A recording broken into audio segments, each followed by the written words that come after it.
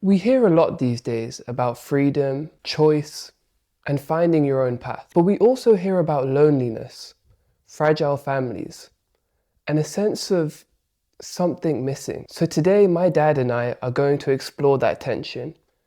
Individualism versus community. How did we get here?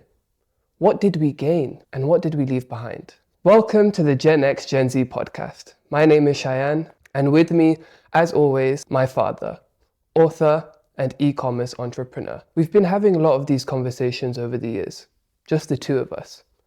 And we decided it was about time we opened them up. So Baba, looking back at how life was when you were growing up and looking at life now, what's the biggest shift that you've noticed in how people think about themselves and kind of their place in the world? Well, considering the context which we are having, the topic of individualism and community, I think when I was growing up, the power and the importance of community was far greater than what it is today. We used to feel responsible for the place we grew up, the families we interacted with, our own family, and even the neighborhoods we lived in. Even the broader city, you would feel responsible, doing things responsibly, trying to be a good human. And I think if you call the theme of responsible citizenship was the core behind it. And it was the responsible citizenship was linked with being a responsible member of a community, a society, a responsible member of a family. I think over time that has changed. And if we fast forward now, people are more individualistic. They set their own goals and aspirations, and they want to follow those goals and aspirations. If we dig deeper, the old system, there was quite a bit of reliance on the acceptability of the community and society, whereas the shift towards individualism have allowed people to become more freer, to make the choices they want to make, whether it's a career choice, whether finding a partner choice, whether any type of things they want to do. So of course there are pros and cons with it, as you have said, that people, especially the ones who are from the older culture or who have some nostalgia about the old way of doing things, they feel left out, especially since the social media has come in and people, even if there are communities or people are interacting with each other, the shape and form of them has changed. And some people who are old school do not fit in and feel lonely because of it. Yeah, so that's how. That's interesting that you mention a lot of the time our generation, my generation, feels the loneliness of not having that community anymore. But you're saying the older generation, because of that shift, is now starting to feel that loneliness now, is what I'm getting from what you're saying. Yes, not everyone. I feel that some of them have evolved and adapted and understood the new, because you see the change in cultures and structure of society is a common theme all the human history. Things do change, and with again the change happened in the past, sometimes quite quickly and sometimes quite rapidly. And the recent change through social media and technology was far greater and fast-paced change compared to any time in the history of humankind. So I think it's just adapting to that change. I think we human understand that things do change, and it's just some kind of got caught up, not being able to change with the changing times. And of course, there are other things which we can dig into, and that how society shaped and what the new form of society is and how the new old society was. And it's just not getting it or not getting much value. You know, for example, if you are somebody who would like to go and sit next door with some auntie or some uncle or have a chat and have a cup of tea, and then in the evening somebody visiting you and or a few people visiting you, or you going to a few people places, and that's the norm you had, and suddenly now you're having to just text on a WhatsApp message or some other chatting platform. That is not the same. So it's of course very different, and people having to adjust with it. Yeah, I think that's how. Yeah, that is very valid. It is quite a switch from in-person human connection to now kind of connection through a screen, essentially. But speaking of those relationships, those human relationships that were more prevalent, I feel, within communities back in the days, what do you make of the idea that relationships today are more about what I get out of them rather than what we get out of them? Yes, you're right, because when there was a community and reliance on community, it was working both ways. So the community would look after the individual, and individual would look out for the community. So it wasn't a kind of one-sided. But when you shifted more towards the individual side of things and personal choice and personal freedom, and I am what I would make my life to be. Whereas before you inherited life through your father, your grandfather, and the community and the tribe were a bigger part of it. And that was not just in, for example, Southeast Asia or Pakistan or India. So even in Europe, you would know the way the surnames today, tailors and blacksmiths, yeah. So there were peasants and there were landlords, and peasants couldn't go to the landlords' pubs even. And the same in India, for example, the caste system, and people were kind of, so although caste system finished, or the importance of it kind of over time gone down, but the cultural aspect of it stayed for a very long time. I think that whole context started shifting, because within those old parameters, you were expected to be doing a particular things in a particular way or having a particular profession. People at different stages were treating each other, and they knew how to treat each other in a particular way, and it was quite acceptable. With the change now, there's no kind of standard set that how you have to behave or interact, and the old principles have changed, and people kind of wrote their own new principles at an individual level.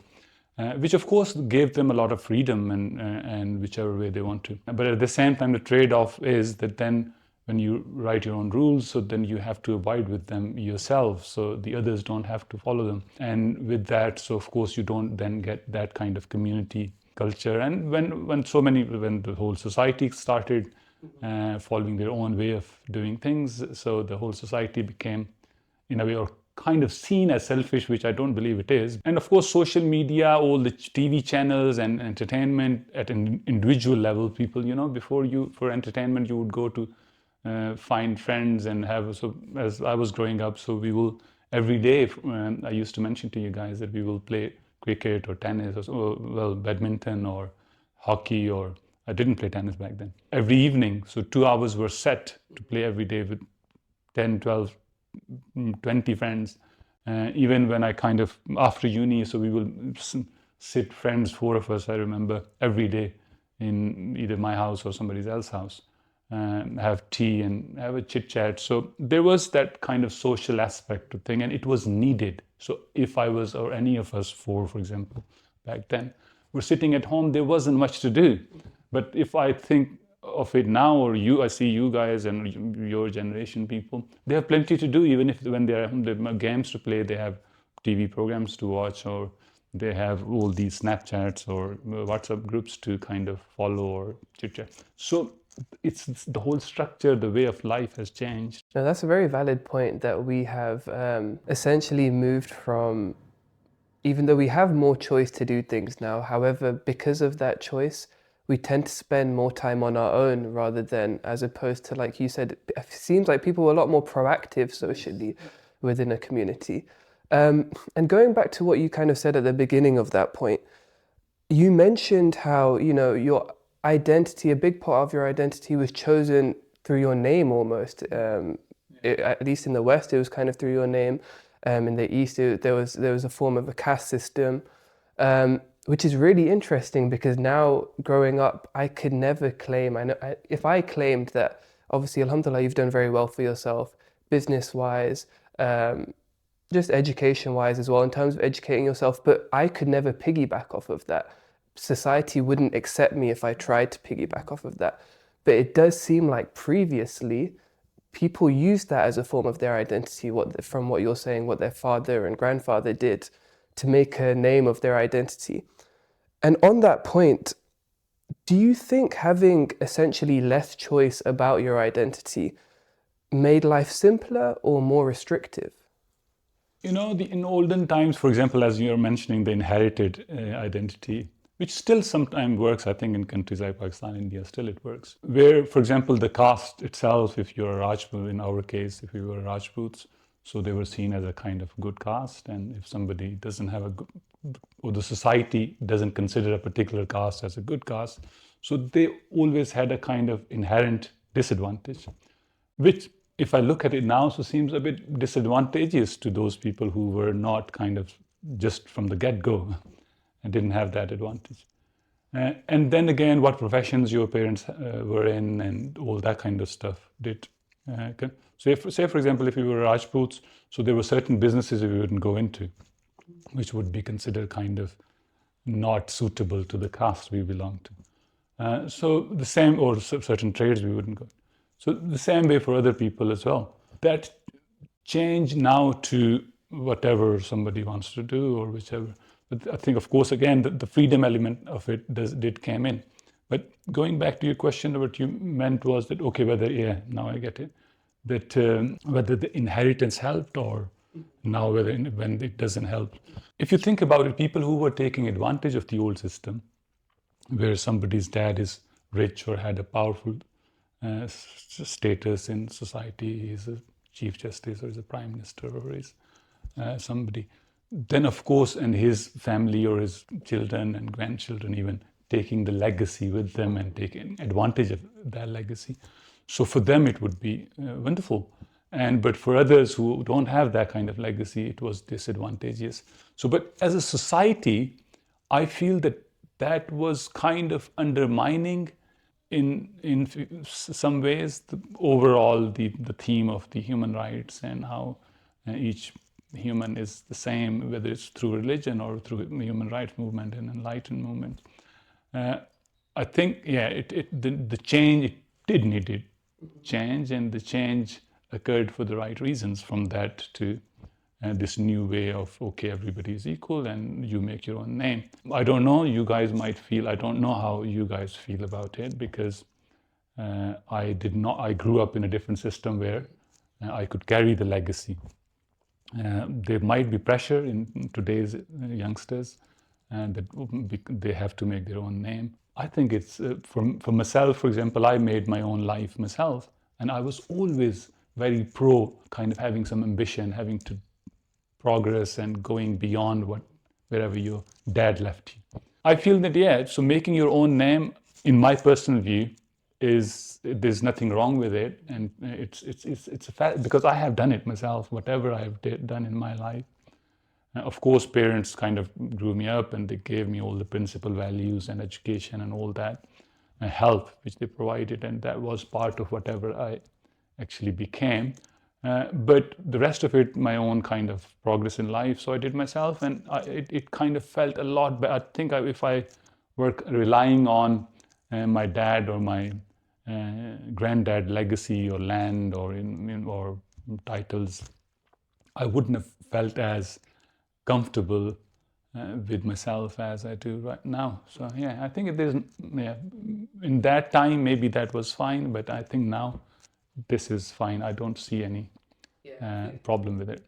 I think you're completely spot on there. It's not about what was right and what was wrong. It's at the time that suited people, and at this current time, like you did mention, there is a bit of pressure, of course, amongst my generation. We have to essentially create our own path. A lot of our identity and who we are is based off what we do, essentially. And there is a comfort of, for those that are in an advantageous position, like you said, there is that comfort that if my father and my granddad have come from a good name, I don't have to put too much effort in myself. However, we've exchanged that comfort for at least now having freedom of choice, which I think is a much better, it could be a compromise for some people, but it's a much better trade-off. for sure, because now everyone from whatever background regardless can make their own decisions and be who they want to be. But it's interesting, one other thing you kind of mentioned there was that you felt this need that I need to do better than my dad did, and better than my granddad did. You want to carry on this legacy by essentially progressing further, and in whatever sense, I'm assuming financial progress, career progression, mental progression. How do you feel that, because the reason I mentioned that is I feel that amongst my generation, whenever we consider progression, whether it be career, financial, whether it be through education, a lot of that progression comes into mind for one's actual self. I want to progress for me.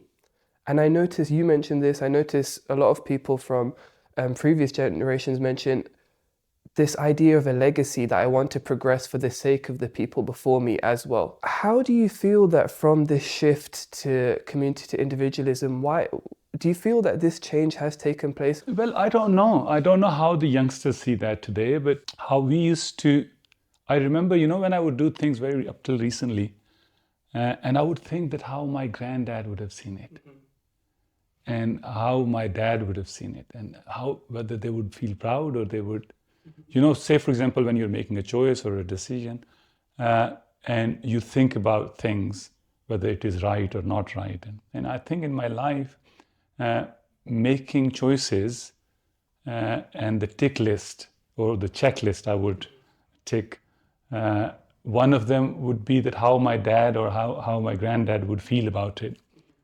that what I'm going to do, and whether they will feel proud or not. So yeah, of course, that was, I don't know whether it was a legacy. I feel that it was just love for having family behind you or whoever kind of brought you, and respect for them maybe. And I don't know how I think it's of course varies between people to people. And maybe as we were discussing the way things have shifted and the individualism, and you mentioned whether the younger generation has a lot of pressure because they have to make their own name. Because of that pressure, they might kind of, the focus might become a bit more narrower of success. Because in olden times, the success was not just yours, but it kind of belonged to whoever you belonged to. You understand? Yeah. But now it is more shifting towards success is what I want for myself, and how that success helps me, what I want to achieve in life, or what kind of goals or type of lifestyle or inspirations or whatever you want. So I think that's where it has, and it felt a lot, even, succeeding wasn't, in the olden ways of thinking, wasn't just a success in itself. The joy of it wasn't just that, okay, I have succeeded. Mm-hmm. The joy of it was, okay, I have done it for everyone involved. You understand? Yeah. So it was a lot, I feel that, and I felt it in my life. Mm-hmm. And it was a lot kind of more fulfilling than just, and of course things changed, and now whatever in recent times I do is very individualistic and personal. And I enjoy that as well. And I feel that there's nothing wrong being with going on one way or the other. And especially when it comes to kind of goal settings or your inspirations you have, or the type of things you want to do. In my case, I want to do a lot of travel, for example, or other personal growth, and I felt that when you are kind of part of a broader community and society, so everything needs to be accepted, and you have a kind of layered system, but you kind of get your things which you want to do done a lot quicker in the more individual way of life than the community-based. So I kind of have seen and lived on both sides, and both sides have their own advantage and disadvantages. Yeah. I really like what you said there about it's not about legacy, it's about the fact that you have love for those people before you, which is, I think that's something we all need to implement in our lives, especially today, because we've lost people want to create the legacy starting from themselves, but it is showing love to the people that kind of brought us where we are today as well, I think is a very crucial aspect. And one other thing, you said that success obviously now is more about how you feel, how you've done. But you felt success was shared as well. Within a community, it meant making the people around you happy. On top of that. And it kind of leads on to what I wanted to talk about next, which was when it came to forming relationships, finding a spouse, getting married. Over the decades, how do you feel that shifted? Because now personally, I see a lot of people my age, they're picking their spouse, they're picking their future partner, essentially based on what they want. Similarly with success, what they want, they believe is good for themselves, for their own personal growth. Do you feel like you were picking someone based off who brings comfort to the family as well as that? Or how do you feel that shifted over time? Yeah, marriage has shifted, yes. In the Western side of things were different much earlier on. They shifted to more kind of individual choice far earlier than the East did, and especially the Indian subcontinent. So when I was growing, if looking at how the choosing of spouse from Indian subcontinent perspective, it was again the community for up till my time. It was based on the kind of tribe you're from or your family values and even geography where you are from, and whether they match with the kind of women you want to marry. And same for the women, they would want to go to or marry somebody who has similar values as they have, and even the caste system and all that kind of stuff. So it was, again, the community was quite important, family was quite important. And how successful that system was, I think got questioned over time, because a lot of that emphasis of community, or especially family and the value system, sometimes was overpowering the individual choice, whether you want somebody or not, but somebody meets the requirement of the broader family, was taken over compared to the individual choice. And where that happened, the results were not as desirable. But where it was done harmoniously, so the results were quite desirable, and the consistency and the longevity of relationships was there. But wherever they failed, because of the family values taking over or overpowering the individual choice, those kind of situation encouraged the future generations to make their own choices. I think that's where this came, especially from our cultural side of things. But overall, I personally think that the individual choice is not a problem. I remember I had a friend from Greece in my university, and he wasn't married back then, and he was kind of looking. And I asked him that, what is the method you guys use? And he goes, well, my parents have asked that auntie, that uncle to introduce me some girls, and I'm looking as well. And so it's a kind of combined process. And I felt, and I told him that even in our own family, that was how it was. But in most, I think, educated family back then, the process was quite consultative. So the guy and the whole family would be involved, and same with the women. So, but there were some areas where just the family would decide on their own. I feel that of course, he lived in Europe, and he lived in a European culture. I think that kind of process, where consultative process, where the family which you kind of grew up in, understanding your value system and helping you in that way. I think that kind of still is a very perfect way of finding a partner. But then, if you have a personal choice and you liked somebody and the girl liked you, and I don't see that. Of course, these days there is the way things are. And so I don't think that, when people say that, okay, that's a new form has come and people are saying, taking it just as their own personal growth. And I don't think humans are that idiot or stupid they would. It's just that the things have changed and the family and the society, the rest of the may not understand or know, because when there were joint family systems, bigger group of people to choose spouses for girls and guys. But with the change, the individualism came and the families became more nucleus families. And as a family, they may not know the best suitable match for their offspring, son or daughter. So, and if they are identifying somebody or finding somebody and consulting with parents, and parent found somebody, or through auntie, uncles. So I think that's the best way to go. That's how the new societal structure allows you to, or has become. So you can't go back old ways and try to find. I don't think it is becoming kind of selfish. It's the way things are right now, and that's the appropriate way to do it.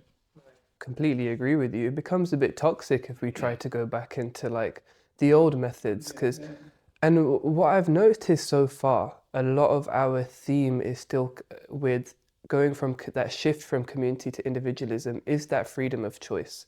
That's kind of what individualism is coming down to. One more thing. So obviously you stated that marriage previously, you would take into account family, and there was more kind of security that you want, people would take it, the potential spouse and the individual would take into account, would be both family and security. Do you think that previously was marriage more about practical things such as family, security, and money, and today it seems like it's more just about essentially the emotional love? In the past, I think marriage was more of again, the love was, of course, must have been there, but it was main focus definitely.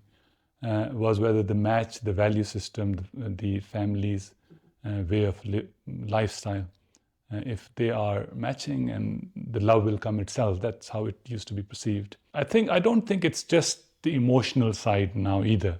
My personal view is that people understood that the value of understanding and chemistry and is quite important as well. And with the old bad experiences, as I have mentioned before, that sometimes the family value system kind of overpowered the individual choice. And then individuals thought those marriages didn't work out as well, and their offsprings felt that, okay, well, that wasn't the best way to go. With considering the situation now, I don't think it is just emotional. I think if individuals are feeling that they want to find a bit of chemistry, they like somebody or not just from the looks and emotional side of things, because everybody kind of feel that they know oneself reasonably well, what they like and what they don't like. And if they can see that what they like and don't like and can be matched with anyone on a more aware way, there's nothing wrong with it. So sometimes I think the shift get mocked, and the change sometimes get mocked very abruptly, and that, oh well, this is now just emotional, or that was more kind of value oriented or long term. Humans can never be stupid when it becomes a societal thing. Individuals can, but as a society we never have been. Yeah, and often it is felt from the newer generation that the older generation may see their choices as naive, or they're not taking things into account. But what you say is pretty perfect, that as humans we don't make silly decisions. Changes happen for a reason. So yeah, now basically what I want to do, Baba, is I want to move on to a segment that I like to call trade-offs. So essentially I'm going to give you a couple questions. I'm going to give you two choices between two words, and I want you to basically tell me, just using your instinct, which you would choose over the other. Okay?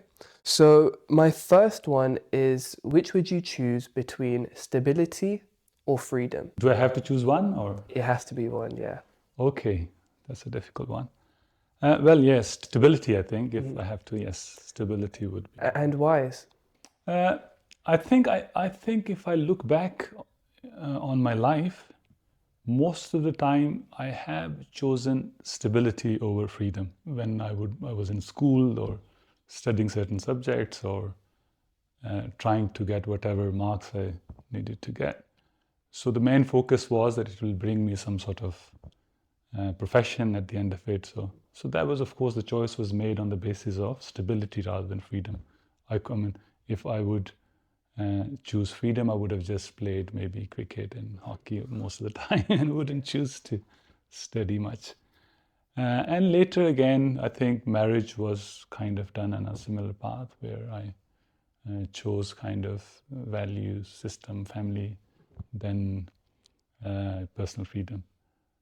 Again, with you lot, when my kids were growing up, and I felt that all the choices I made in life, whether business or whether how we conduct ourselves in the house or how the household, the overall way of living was kind of designed to ensure that the family stability is there rather than just choosing my personal choices. Yeah, so I think most of my life I did choose stability. Going forward, I do very recently think that close to retirement or at a time, one should get freedom. And freedom there's nothing wrong with freedom actually. That sometimes you have to let things go. I feel that what stability or the desire for stability does is that it kind of puts a lot of burden on your shoulder of responsibility and doing. And then sometimes you just want to feel liberated and just want to do the things without thinking of the results and the way you want them to do. So so that's how I see it. No, that's interesting, for sure. And it kind of leads, the end of your answer kind of leads on to my next one. Again, same premise, one or the other. So would you choose being there for others or pursuing your own path? Then again, very similar I think being there for others was the theme of my life from earlier, whether it was my parents, then brothers, sisters. I was the eldest son, so looking after brothers, sisters, and then family, wife, children. So I think some rest of relatives, community. So that was always have been the biggest theme in my life, that looking after others, giving priority to that rather than pursuing your own path. Personal freedom. So I think that's how I chose it. Then again, I feel that, and I always thought that, and I normally propagate, or I normally kind of advocate that people shouldn't leave their happiness for some future time, but I always left my personal choice to kind of retirement life, or when I get done with my kids, and then I'll just do things the way I want it to be. Yeah. And I think that's a very commendable objective as well, and it's something we've always noticed as kids, that you guys you've delayed a lot of happiness and gratitude, or for our purpose, which we'd forever be grateful for as well. But it's interesting, your choices there. You mentioned stability first, and then being there for others second. Although you did mention you have kind of shifted now more into that mindset of freedom, essentially. Because I know if I was to ask this exact same question amongst any of my peers, if they were sitting opposite me, I don't think people would think for a second it would be freedom over stability and pursuing your own path over kind of being there for others. Which is interesting because it comes down to a large part of our identity as, and when I say our, I mean my generation's identity, being that individualism of I make my own decisions, what I do is who I am. And sometimes I wonder if that shift from where you're mentioning of having more of a desire to look after those around you to now the desire being more looking after myself and what I want. I wonder if what kind of relation that has to the work culture as well, um, and how the work culture itself has kind of pushed that change. So what I want to ask is, when you were building your career, did you feel like work defined who you were? And how do you think that's kind of changed for people today? You know, whether what you do, that you are, was part of the story from very early on. As I mentioned, say, for example, if the landowner is a landowner, or peasants are peasants, or a tailor is a tailor, and so those were their jobs. So the caste system in India was, the castes were based on, say, for example, Rajputs were Shastris, and they're mainly army people. Same way, the Kaspis were the ones who would do the trades, like cobblers and all those kind of trade would be called Kaspis. So it was the recognition of you being who you are, as what you do, is the part of history. It always was there, and to some extent it still is. But it kind of shifted in the post-industrial revolution time, and especially the time when I was growing up, that your identity wasn't alone where who you are or the job you have, but it kind of because the old khastris or old cobblers or old tailors were not just those anymore in the 18th and 19th century onwards. So they were doing other roles as well. So when they were doing all these other roles, whether someone is teacher, doctor, lawyer, or whatever, then the identity shifted. It didn't just stay their tribe or caste, but it became now, or just the job they had, because the job canvas, or the what you call it, the variety of jobs increased a lot. So now the son of a cobbler can be teaching in a university, or son of some other tailor might be a soldier. So the roles kind of shifted from one side to the other. When that happened, then the identity kind of switched as well. It became a combined identity now. So what your job is, and what your parents' job or grandfather role was, what your tribe is, and where you live from. So it kind of all aspect of your life and would identify back then what your identity is. But then it shifted slowly towards then individual identity, which is today. So it kind of started with just what your job is, that became your caste and your surname. Then it shifted towards in the middle, where it was a kind of combined thing between your caste or the historic trade your family had, and whatever you were doing. And then eventually it kind of, now again, I personally think it's just whatever you do, that's what you are, seems like it, than any other baggage from the past. And yeah, that is, you saying that point has actually kind of clarified something a bit for me as well, that you're right, it has made that shift now to essentially what I do is kind of who I am. So I feel like that has led to a lot of pressure now on people to find the right job and do the right thing. And I feel like that's caused a lot of burnout that we see today as well amongst the newer generations that are starting their careers or in the middle of their careers. There is a lot of burnout, a lot of people that are kind of sick of working. They're looking forward to the weekends, they're looking forward to just holidays. Work's become something that's added a lot of pressure into their lives. And sometimes I feel like maybe it's because work has become almost the purpose of life for some people. So what do you think happens when work becomes the main source of purpose for an individual? Back then, work was a kind of source of provider of your utility, whatever so it's a source of income kind of thing. And again, the source of status as well, of course. The work pressure was different. The corporate culture wasn't there back then as much as it is now.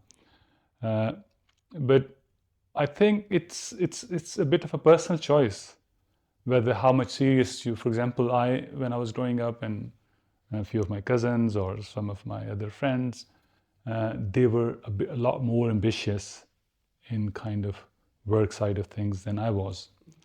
For example, in my first job, I worked like 10, 12 hours in a hedge fund, because when you have position in the market, so sometimes you have to work really late. But I never took, even if I worked 12 hours a day or 8 hours a day, that work overly kind of burdened me. I'll stay chillaxed even. So I liked working that way. And you would know that when it came to businesses, and so my working hour kind of shifted to maybe 3-4 hours a day. I never took work personally as just life. Work was source of providing meaning to life. It will provide, for example, financial freedom and other things to support the rest of life which I wanted to shape. I don't know, I never understood that side of where people see work as just their life. And I know some people see that way. Very recently I was speaking to a friend, and he was saying the same, because he works really hard, like 9-10 hours a day. And he would say, well, I love my work, but that's all he would talk about. I don't see that's how it should be. I think life is a lot bigger than just work, and people should see work as part of it. And of course, they should love their work, and they should, as I said, when I was working even 10, 12 hours, I enjoyed it, I loved it, it produced a lot of livelihood for me. But that wasn't my life. I had life outside of it. And I used to call the life outside of it my life. So my friends, my family, the people I interacted with. So that was the joy I had. And in the same way, if somebody's at work and they have friends there, and they're having interacting, so that's a different thing. But just calling work as life I find that is a bit counterproductive for life. That's a very interesting point that you mentioned, how outside of work, life was life. Yes. Because I feel like corporate culture, as you mentioned, it has pushed that a bit, that where now work is a big part of life. It's, you have people working longer hours, you have offices like Google, you have offices like Deloitte that are putting beds inside their office places. They're creating breakfast bars, lunch bars, dinner bars. They want work to be an essential part of life as well, inside and outside. And same with even the new work from home culture. People are bringing that work life now back into the home life as well. Do you feel like, coming back now also to obviously our main topic being that community versus individualism, do you think that this new corporate culture is pushing more individualism and independence and taking us away from community? That's exactly what happened.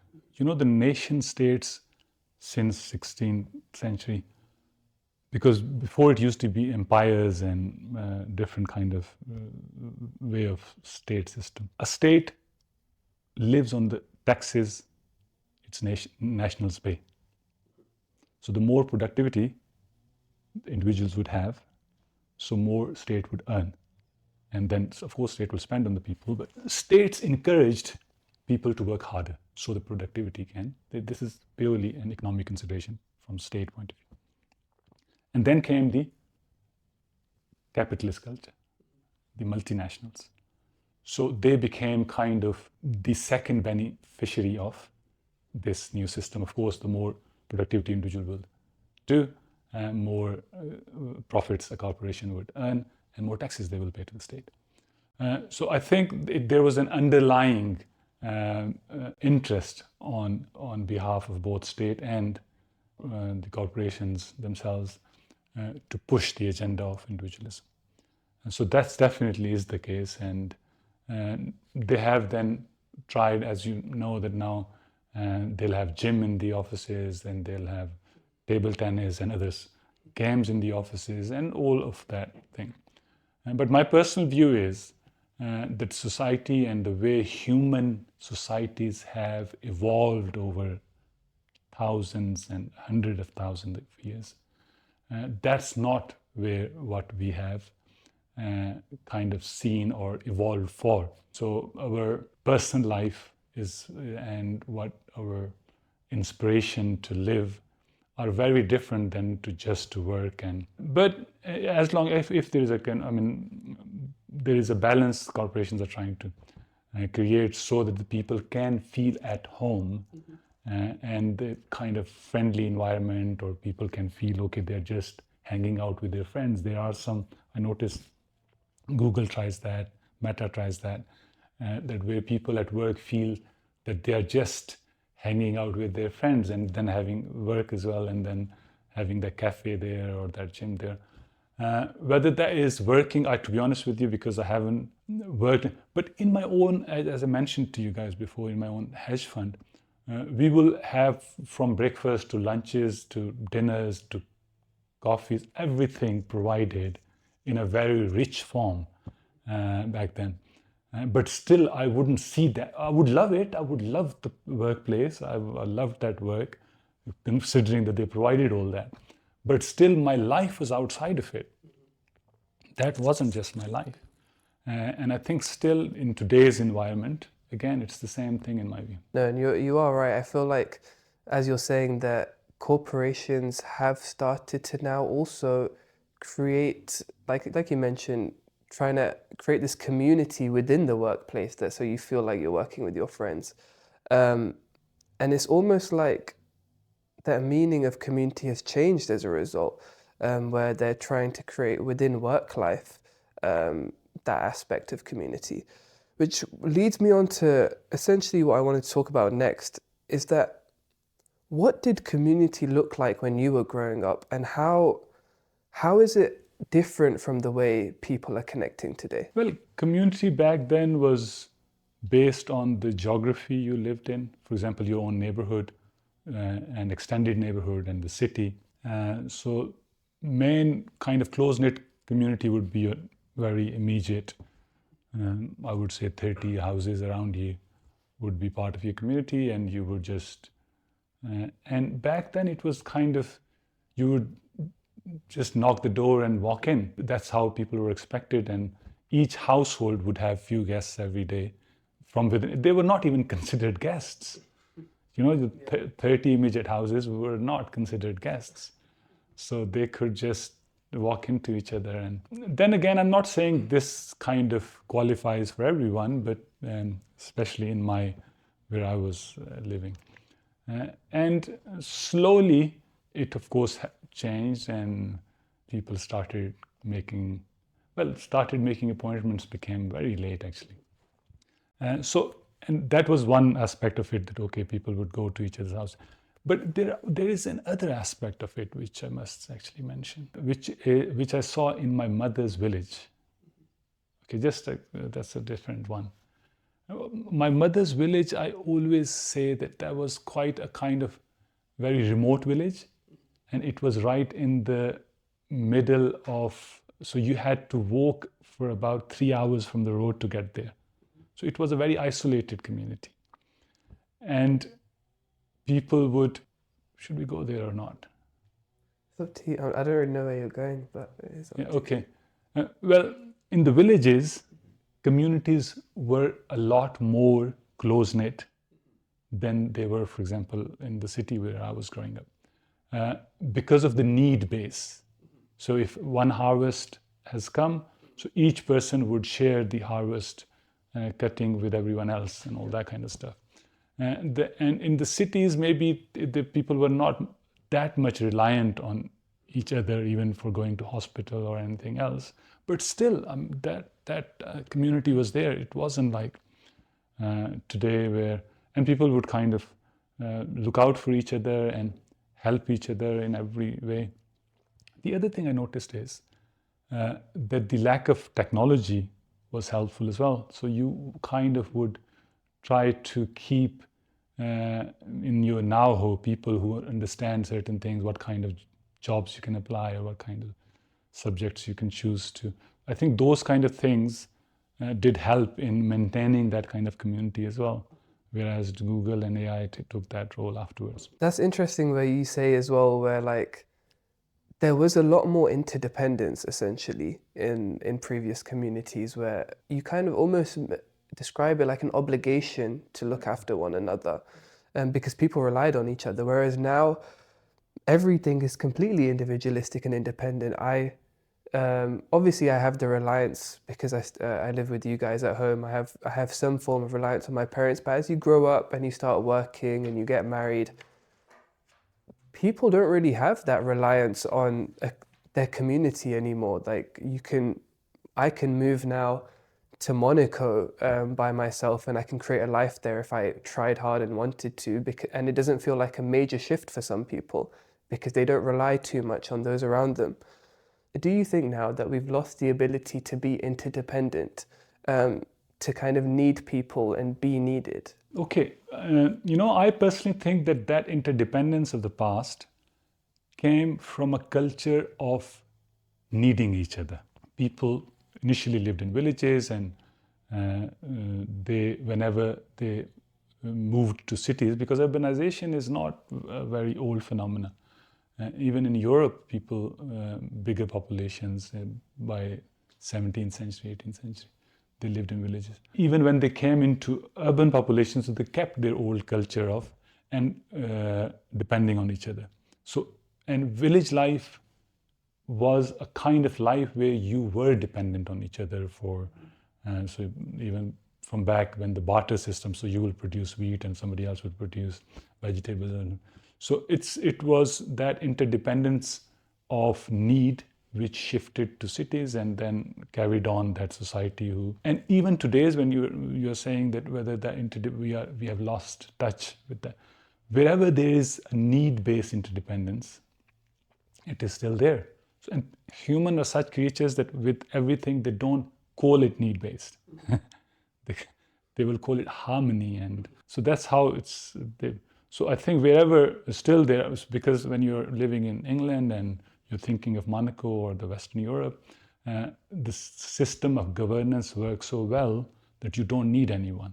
If you go to hospital or you go to police or you go to court case, so you have everybody set up and things, people would do the things which they're supposed to do.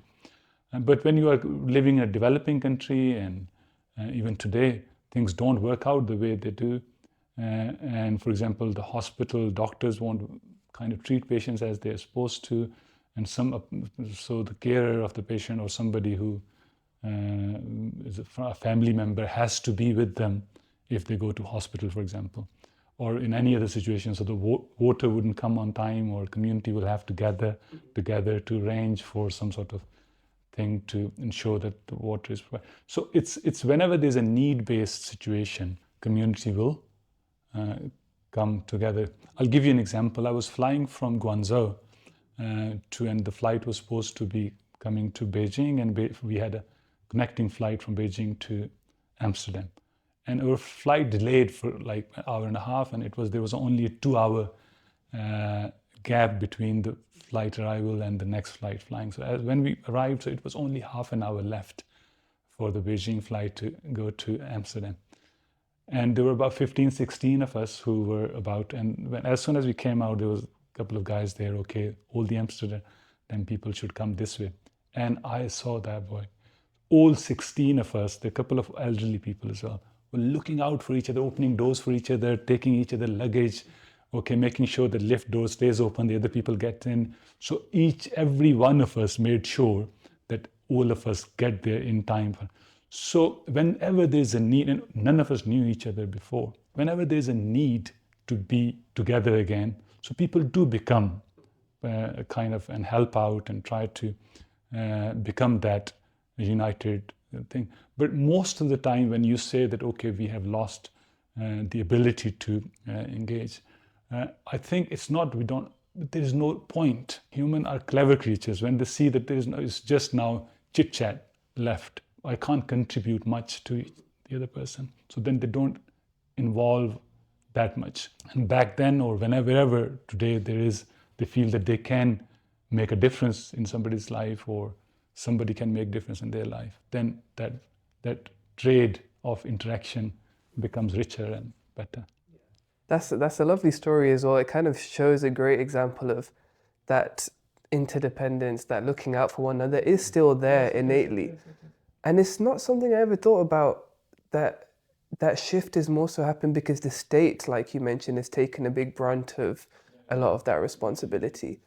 Because a lot of the time when we have these kind of conversations amongst peers about that old form of community versus now, it's often felt like maybe it's because the older generation just cared more, maybe they were just kinder.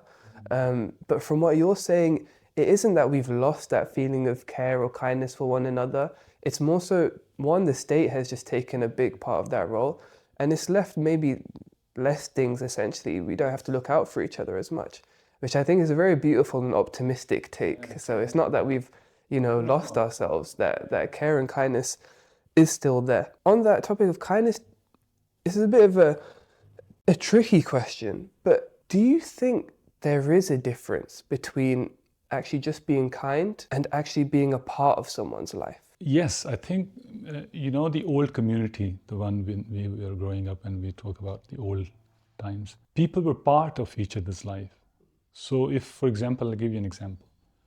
I'm just walking out of my house and I saw a neighbor, or would be most of the time would be a relative, and I saw him kind of coming back with a worrying face, for example. So maybe after an hour or 2 hours, I will go and sit down with them and find out everything is okay.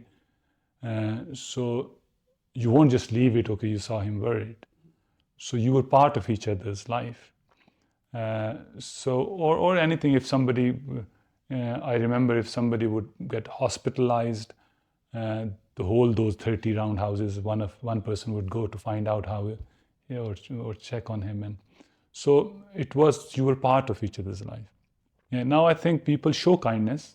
Yeah, that is still there. People are kind, and whenever they feel that their kindness can help anyone, they will definitely, and sometimes go out their way to show that kindness. But because that structure of community is not there, so it's just a short-term kindness whenever you see somebody in need, and you will be kind to them. But it doesn't kind of create a longevity of that community spirit where you were part of each other.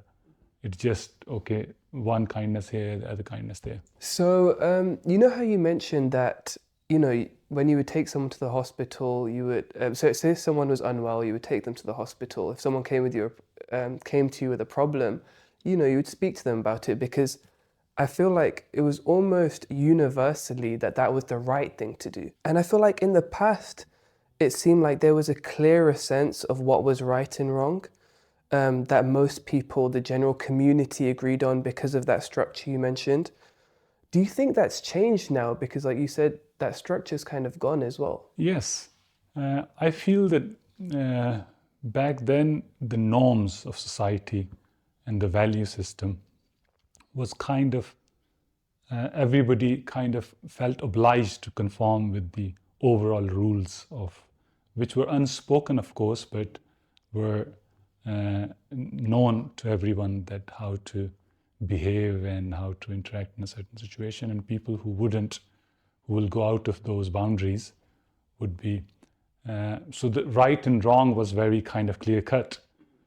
So whoever would follow certain value systems would be considered right, and then the ones who doesn't will be considered wrong. There was no other way of making a wrong right, because people knew each other personally.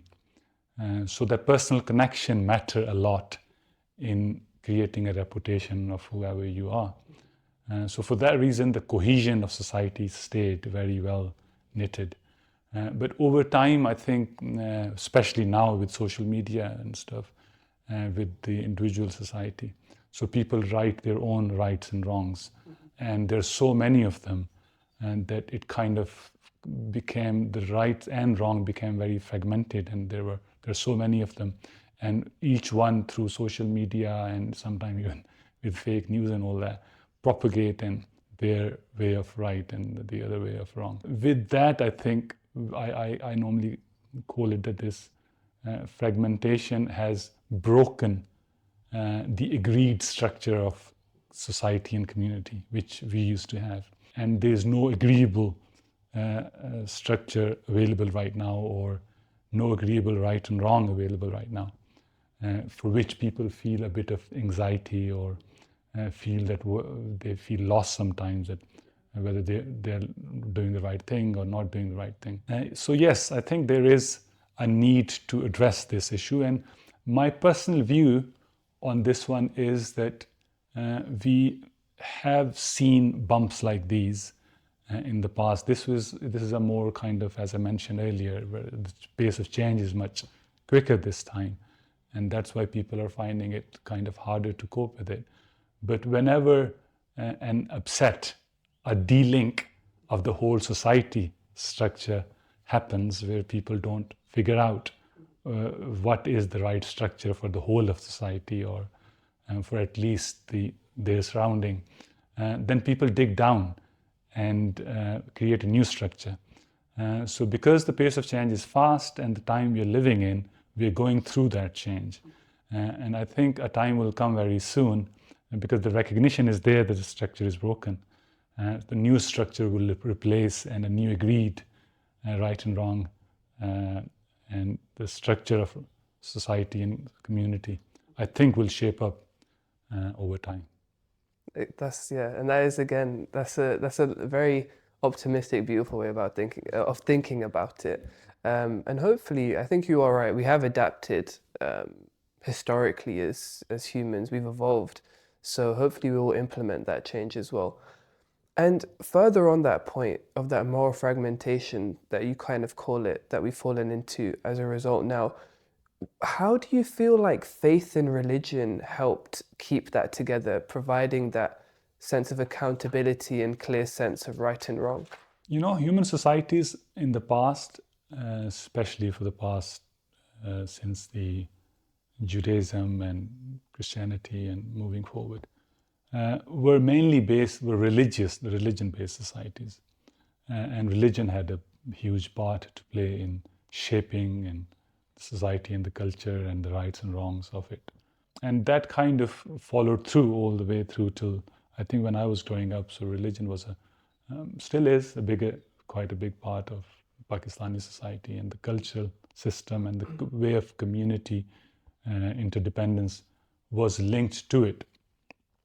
And people saw looking out for each other as a good deed. Seeing a ill person in hospital was a good deed from religious perspective. Same way, helping others was a good deed. With all the religions, this was with Christianity and even Hinduism and Buddhism. So religion, of course, was kind of fostering that harmony of society. So yeah, that's my take. And it is still, I think, people who are religious, they are more inclined toward harmonious society. Still is the case. Whether in Islam, for example, people go for Jummah or Jamaat prayers. So there is a concept of kind of bringing people together and having an interaction. And same with other religions. So Christian go for Sundays and all of the rituals which are there. So religion has always been a pro for community building and looking out for each other. And what you say makes complete sense when you look at it historically as well, where religion was a big part of people's community and culture. And now, I think maybe because of multiculturalism, diverse religions coming into one place, individualism doesn't really propagate it as much. So do you think it is possible now, because people are less subscribed to faith and religion, is it possible to still have moral responsibility without religion? You know, people, for example, atheists, when I speak to them, the main objection they normally would have is that you guys who are religious or following a religion would do the right thing to please God, whereas the right thing should be done for the purpose of doing the right thing, for your own conscience, for example, they'd say. So if I take atheist as a kind of example, if everybody became atheist, so the morality still wouldn't then go. Say, I mean, Socrates, for example, he wasn't, I mean, some people say he was religious, some say his death was caused for the purpose that he was not believing in gods. But he still is the moral compass for many of the people even live today. So morality doesn't depend on, I think even if people became less religious, morality would still stay. The humanity and another human, the importance of other human and their well-being for you, or so one person for another, would always be the most moral thing to have. So I don't think that should change much. But living in a religious society, it makes it a lot easier because religion creates culture. Religion makes it an obligation. When you're part of it, as a whole society has to adopt it exactly the way it's been said. And it does, and the societies in the past have adapted it. But when you go at an individual level and create your own moral compass, then people start seeing things in different ways. We'll have to see how things play out, yeah. But I really like how you kind of stated that even without religion, morality will still be there. And it's something that we have to have faith in us as humanity. And sometimes we lose that faith, but I believe we do have innate consciousness and innate understanding that we're born with of what's right and what's wrong. So yeah, I completely agree with you on that point. So now I want to move on to one final segment, which I like to call lessons of life. So basically, I'm just going to ask you a question, and I'm just asking you what's one thing. It'll make more sense once I give the question, but I prefer just one answer, essentially. What's one thing you've learned that you wish more people understood about community? One thing. One thing, yeah. Okay. I think care. Okay. Care for each other. Mm-hmm. I think that goes a long way. Mm-hmm.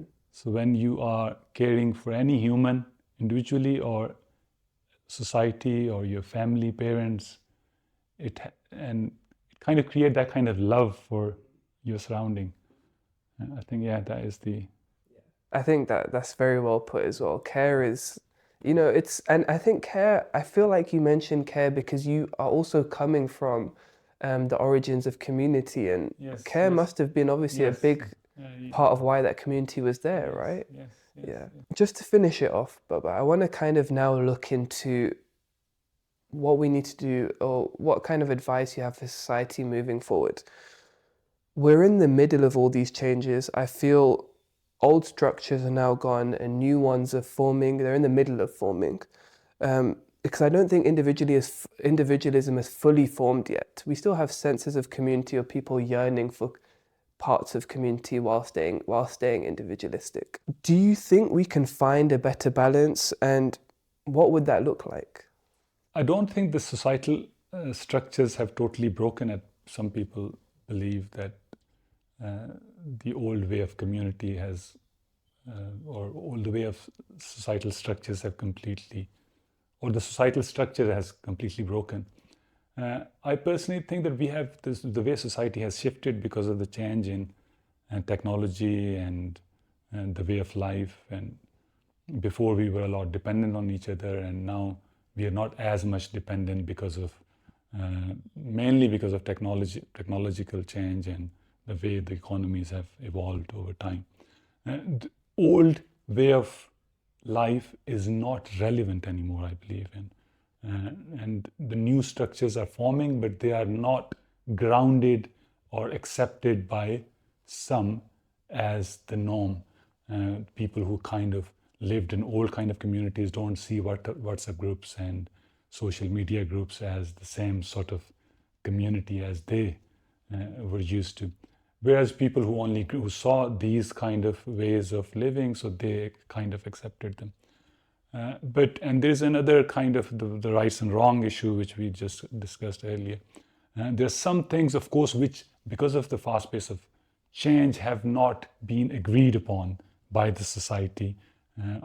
So over time, I personally think the new structures will evolve, and whatever shortcomings they have will get fixed according to the needs of today's human. So they won't go back, but I personally, I don't think that society can ever become just a fragmented and broken society. Whenever change happens, the old structures do crack, but then new structures take shape and take over and take the place of the old ones. I think that's how it will become. That's very well put, and I think that's probably the best place to leave it as well, that especially for the people listening at home, and that generational divide doesn't mean that we've lost something. It doesn't mean that we've lost a sense of community, and individualism is now going to lead to loneliness and another epidemic. Like you mentioned perfectly, humanity has always adapted. We've always embraced change, and we've learned to move on to new things. And individualism, like you said, it's the new provider for how we want to live today. So yeah, thank you very much, Dad.